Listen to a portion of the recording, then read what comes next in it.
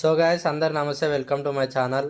అందరు అంటున్నారు కదా బయట గ్యాస్కే కొడతలేదు, పెట్రోల్కే కొడతలేదు, దొరుకుతుంది మన దగ్గర ఫుల్ స్టాక్ ఉంది అని గవర్నమెంట్ చెప్తుంది అది అన్నారు కదా. అది ఎంతవరకు నిజమైందనేది తెలియదు. కానీ నిన్న టైంపాస్కి అట్లా బయట తిరుగుదామని పోతే అయితే మనకి ఇంకో ఇట్లా ఆటోలన్నీ లైన్గా పెట్టుకొని అయితే ఉన్నారు. ఏంటంటే గ్యాస్ దొరుకుతుందన్న, గ్యాస్ ఫ్యూయల్ స్టేషన్లో దొరుకుతుంది, అందుకనే లైన్లో నిలబడ్డాం. మేము వచ్చి దగ్గర దగ్గర ఒక 5 గంటలు అవుతుంది అని అయితే వాళ్ళు అన్నారు. సరే వీడియో ఇద్దాం, ఎంత పెద్దమని చూపిద్దాం అని అయితే వీడియో తీయడం అయితే జరిగింది. ఒకసారి చూడు ఎంత పెద్ద లైన్ ఉందో. దగ్గర దగ్గర 3 కిలోమీటర్ల లైన్.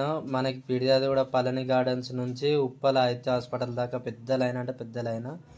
చూడు ఆటోలు అయితే పాపం ఒక్కొక్క ఆటో ముంగలు నొక్కుంటా కొంచెం కొంచెం కదులుకుంటా తీసుకొని అయితే లైన్లో వెయిట్ చేస్తారు. చాలా పెద్ద లైన్. అంగో మనకు ఆడ ముంగలగా అనిపిస్తుంది కదా, పిడియాది కూడా కమాన్ అంగో ఇట్లా కాళ్ళతో మెల్లగా నొక్కుంటా పోతురు. కొంచెం ముంగలు పోతురు, ఆగుతురు, కొంచెం ముంగలు పోతురు, ఆగుతురు.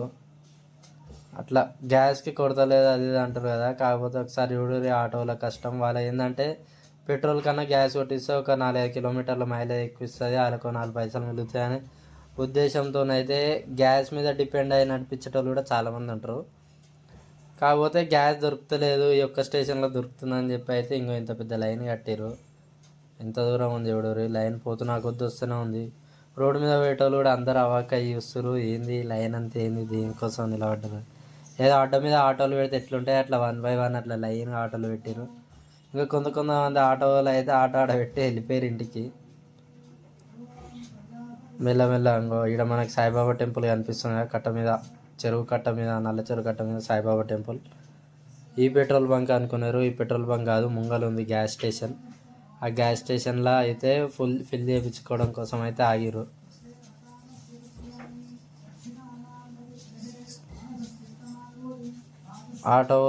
ఆటోలకైతే చాలా కష్టం, అంటే చాలా కష్టం. నార్మల్ వాళ్ళకి దొరకకున్నా ఏం కాదు, కానీ ఆటోలకైతే దొరకాలి. ఎందుకంటే వాళ్ళు ఆటో మీద డిపెండ్ అయ్యి బతారు కాబట్టి. ఆటో అయినా సరే, వేరే ఎవరైనా సరే, కానీ వెహికల్స్ పైన, డీజిల్ పైన, ఏవైతే పెట్రోలియం పైన, గ్యాస్ పైన డిపెండ్ అయి ఉండేటోళ్ళు ఉంటారో వాళ్ళకైతే తప్పకుండా అయితే మనము ప్రొవైడ్ చేయాలి. ఏది ఎక్కడ నెగ్లిజెన్స్ చేయకుండా ప్రొవైడ్ చేసి అయితే మనం చేసామనుకో, వాళ్ళ కుటుంబాలు అందరూ దాని మీద ఆధారపడి ఉంటారు కాబట్టి సంతోషంగా అయితే ఉంటారు. ఇక్కడ కనిపిస్తుంది కదా ఫ్యూయల్ స్టేషన్. ఇంకో ఈ ఫ్యూయల్ స్టేషన్ కోసం అయితే అందరు లైన్ కట్టారు. లోపల కూడా ఆటోలు ఉన్నాయి చూడరు.